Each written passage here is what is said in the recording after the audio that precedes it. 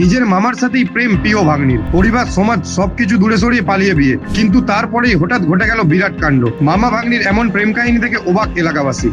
মেয়েটাই এসছে কোথাতেই আছে যার যেখানে মজেমন, প্রেম ধর্ম জাতপাত বয়স সম্পর্ক কোনো বাধাই মানে না। আর এই কথাই যেন আবারও একবার প্রমাণ হয়ে গেল। কিন্তু তা বলে নিজের ভাগ্নির সাথে মামার প্রেম, শুনতে অবাক লাগলেও এমনটাই ঘটেছে। দীর্ঘ 3 বছর প্রেমের পর নিজের মামাকেই বিয়ে করেছে ভাগ্নি। এতদূর পর্যন্ত সব ঠিক থাকলেও তারপরে ঘটে আসল কাণ্ড। এলাকা জুড়ে হইচই পড়ে যায়। কিন্তু কি এমন ঘটেছিল জানেন?